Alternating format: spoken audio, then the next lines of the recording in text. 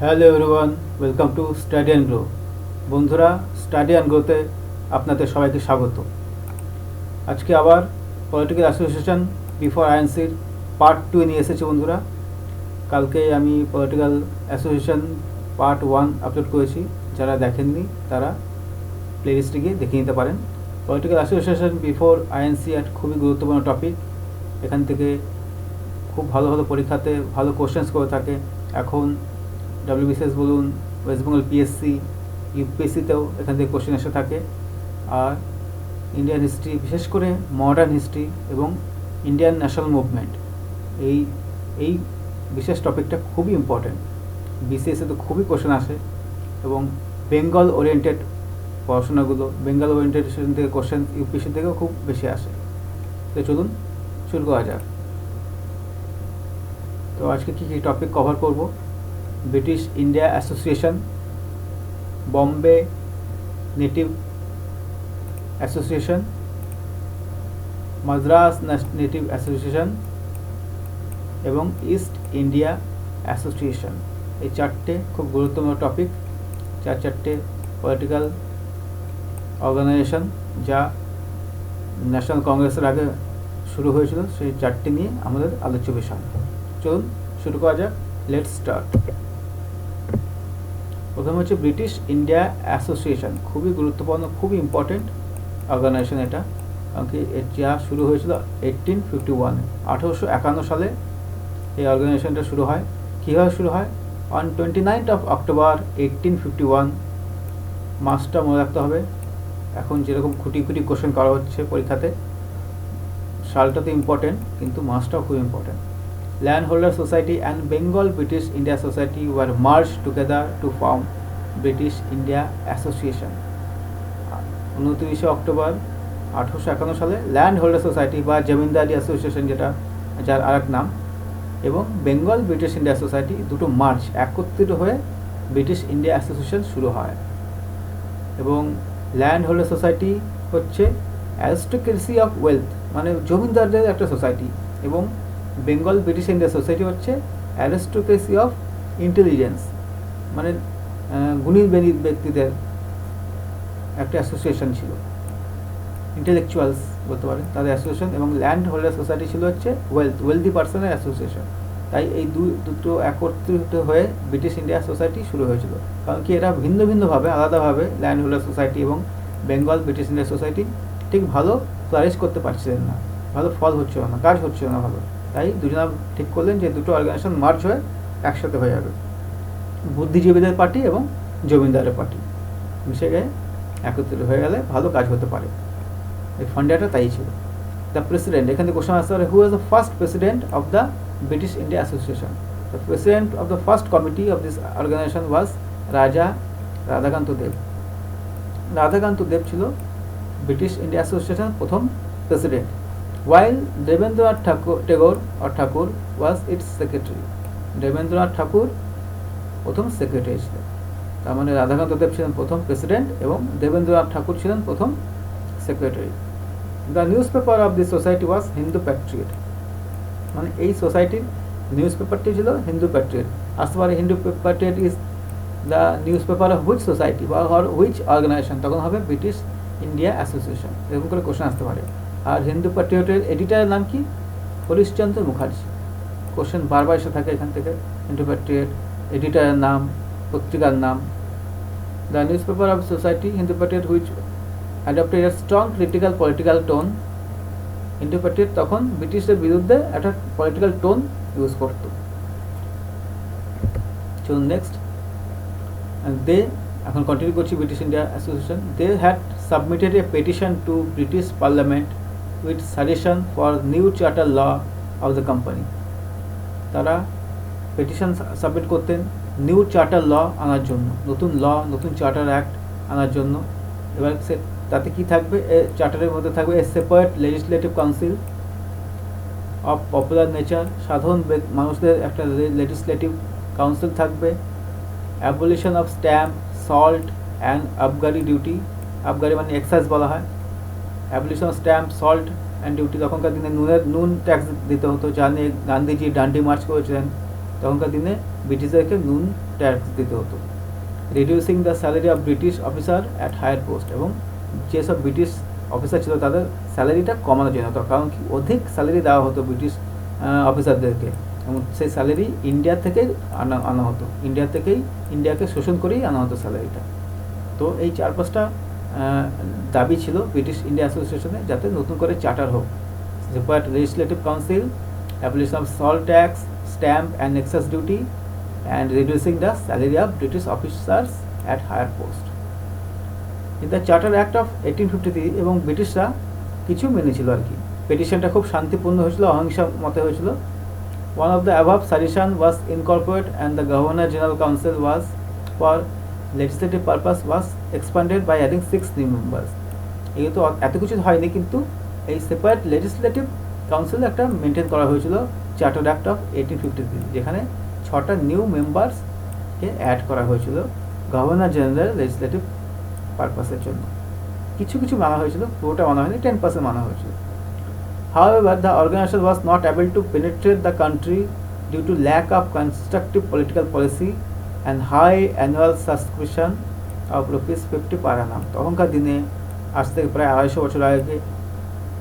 বছর আগে এত টাকা, 250 কি আরও বেশি, $50 পার annum প্রিমিয়াম দেওয়া সবার পক্ষে হতো না আর কি, সাধ্য হতো না। এবং ল্যাক অফ কনস্ট্রাকটিভ পলিটিক্যাল পলিসিগুলো কনস্ট্রাকটিভ ছিল না, তার জন্য ব্রিটিশ ইন্ডিয়া অ্যাসোসিয়েশন ঠিকঠাক এগোতে পারেনি। ঠিক আছে বন্ধুরা, খুব ভালো করে পড়বে, একটু নোটে ডাউন করে নেবে, খুব ইম্পর্টেন্ট এগুলো, এখান থেকে কোশ্চেন আসে। চলো নেক্সট, বম্বে নেটিভ অ্যাসোসিয়েশন। এবার ব্রিটিশ ইন্ডিয়া অ্যাসোসিয়েশন যেটা ক্যালকাটাতে হয়েছিল, তার হাত ধরে দুটো পরপর অ্যাসোসিয়েশন হয়। একটা হচ্ছে বম্বে নেটিভ অ্যাসোসিয়েশন 1852 সালে 1852-তে, এবং মাদ্রাস নেটিভ অ্যাসোসিয়েশন 1852 সালে, সেম তারিখে, সেম ডেটেই হয়েছিল, সেম সালে। তো চলো বম্বে নেটিভ অ্যাসোসিয়েশন ব্যাপারে কিছু জানা যাক। It was the first political organisation in Bombay. বোম্বের ফার্স্ট পলিটিক্যাল অর্গানাইজেশন হচ্ছে বম্বে নেটিভ অর্গানাইজেশন। যদি বলা হয় ভারতবর্ষের প্রথম অর্গানাইজেশন, পলিটিক্যাল অর্গানাইজেশন, তখন কী হয়, বঙ্গভাষা প্রকাশিকা সভা, যেটা 1836 সালে হয়েছিল, যেটা আগের লেকচারেই আমরা ডিসকাস করেছি। কিন্তু বম্বের প্রথম পলিটিক্যাল অর্গানাইজেশন ছিল কি, বম্বে নেটিভ অ্যাসোসিয়েশন বা বম্বে অ্যাসোসিয়েশন, এবং founded by Bombay presidency. Found কে করেছিল, জগন্নাথ শঙ্কর সেঠ ফাউন্ড করেছিল 26 আগস্ট 1852-তে। 1852 26 আগস্টে জগন্নাথ শঙ্কর সেঠ, তার সাথে তার বন্ধুরা এরকম জামশেদজি জিজাভাই, নাওরেজি প্রসঙ্গী, ডক্টর ভাউ ডাজিলার অ্যান্ড দাদাভাই নরজি, বিনায়ক শঙ্কর সেঠ, সবাই মিলে, কিন্তু প্রমুখ ছিলেন জগন্নাথ শঙ্কর সেঠ, সবাই মিলে বম্বে নেটিভ অ্যাসোসিয়েশন শুরু করে। It was a branch of British India association of Calcutta, যেটা একটু আগে বললাম, এটা বেঙ্গল ব্রিটিশ ইন্ডিয়া অ্যাসোসিয়েশনের একটা ব্রাঞ্চ। এবং sir Jamsetjee Jeejeebhoy was the first president of this organisation. এরকম কোশ্চেন আসতে পারে, প্রথম president of Bombay native association কে ছিলেন, তখন অ্যান্সার হবে স্যার জামশেদজি জিজাভাই, জেডি ভাই বলতে পারে। অ্যান্ড দ্য এম, একটা এম কী ছিল, উদ্দেশ্য কী ছিল, the aim to address public grievance through legal agitational means. একই জিনিস, লিগাল অ্যাজিটেশন মিনসে পাবলিক গ্রিভেন্স, যে পাবলিকের যে দুঃখ, যে কষ্টগুলো, সেগুলো তুলে ধরা সরকারের কাছে বৃথা চেষ্টা, সরকার সেটা শুনতে হয় না, ব্রিটিশদের তাতে কোনো যায় আসতো না, কিন্তু তারা তাই করতো অহিংসা মতো আর কি, সিম্পল লাউফুলি। চলুন নেক্সট, এবার আসছি মাদ্রাস নেটিভ অ্যাসোসিয়েশন। একটু আগে বললাম ব্রিটিশ ইন্ডিয়া অ্যাসোসিয়েশন হাত ধরে বোম্বে নেটিভ অ্যাসোসিয়েশন এবং মাদ্রাস নেটিভ অ্যাসোসিয়েশন দুটো শুরু হয়, আর এটা হয় মাদ্রাসে হয় 1852। তো চলো দেখি পড়ি। It was the first political organisation in Madras presidency. এটা মাদ্রাস প্রেসিডেন্সির সবচেয়ে প্রথম পলিটিক্যাল অর্গানাইজেশন। যেরকম বম্বে নেটিভ অ্যাসোসিয়েশন হচ্ছে বোম্বের প্রেসিডেন্সি সবচেয়ে পুরনো পলিটিক্যাল অর্গানাইজেশন, সেরকম মাদ্রাস নেটিভ অ্যাসোসিয়েশনের সবচেয়ে পুরনো পলিটিক্যাল অর্গানাইজেশন হচ্ছে মাদ্রাস নেটিভ অ্যাসোসিয়েশন। কিছু কিছু বইতে 1849 আছে, কিন্তু 1852 ম্যাক্সিমাম বইতে আছে, ঠিক আছে। ডেট নিয়ে একটু ঝামেলা আছে, কিন্তু 1852 1849 এরকম এর মধ্যেই হবে একটা। 1852 বেশি বইতে আছে। আর কে ফাউন্ড করেছিল খুব ইম্পর্টেন্ট, গজলু লক্ষ্মী নারায়ণসু চেট্টি। গজলু লক্ষ্মী নারাসাউ চেট্টি শুরু করেছেন, এই নামটা আসে, খুব important. The association was A platform for educated Indians two protest against any injustice on the part of the British. এবং এর উদ্দেশ্য কী ছিল, একটা এডুকেশনাল প্ল্যাটফর্ম, ইন্ডিয়ানদের একটা প্ল্যাটফর্ম, সাউথ ইন্ডিয়ার এডুকেটেড পিপলদের একটা প্ল্যাটফর্ম, যাতে তারা প্রোটেস্ট করতে পারে যেসব ইনজাস্টিস, যেসব অনৈতিক কাজ ব্রিটিশরা করছে ভারতীয়দের উপরে। তখনকার দিনে খুব কম লোক পড়াশোনা করতো, আর পড়াশোনা করা লোকেরাই তখন অনেক বেশি জ্ঞান বুদ্ধিজীবী ছিলেন এবং এসব অ্যাসোসিয়েশন বা পলিটিক্যাল পার্টিস চালাতেন। এখনকার দিন নেতারা কিছু জানে না, পড়াশোনা জানে, কিন্তু তখনকার দিন নেতারা খুবই শিক্ষিত ছিল, আর তাই তখনকার দিন নেতাদের খুবই সম্মান ছিল, লোকে ভালোবাসত তাদেরকে। Gajulu Lakshmi Narayan Chetty was the owner of the crescent. The crescent বলে একটা পত্রিকা বা নিউজ পেপার ছিল, সেটা হচ্ছে first Indian owned news paper.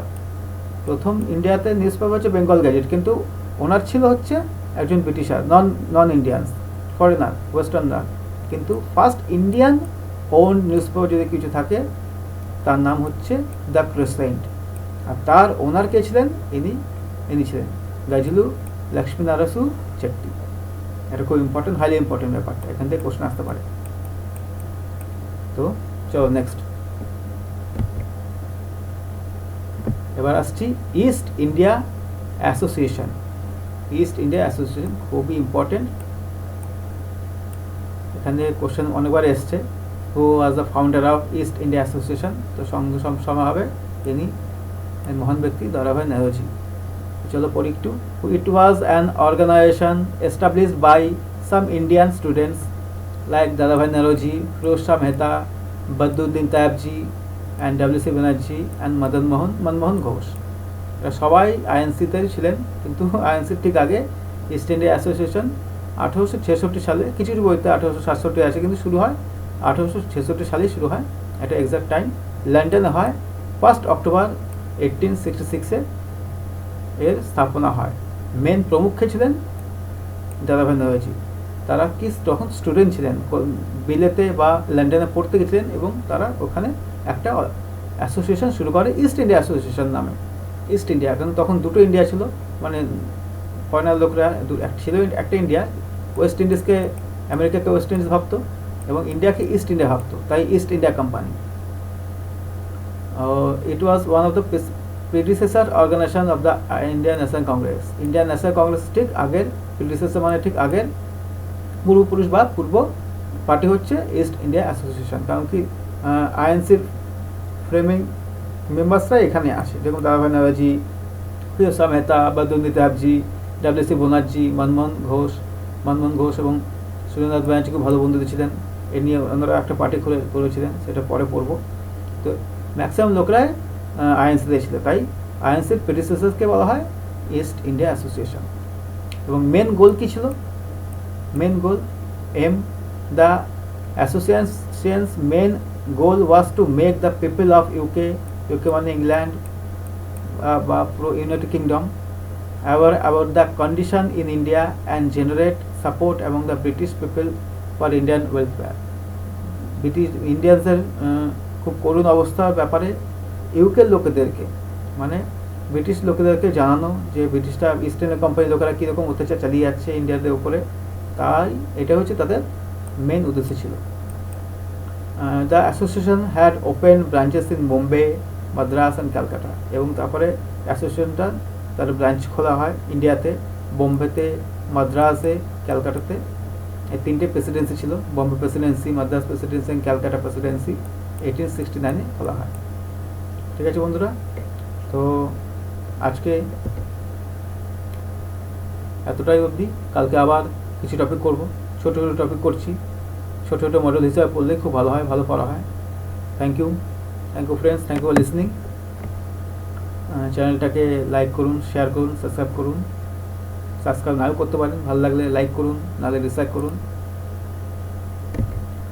Bell আইকনকে press করুন যাতে নোটিফিকেশন পেতে পারেন। এবং ধন্যবাদ শোনার জন্য। Thank you for listening. Jai Hind.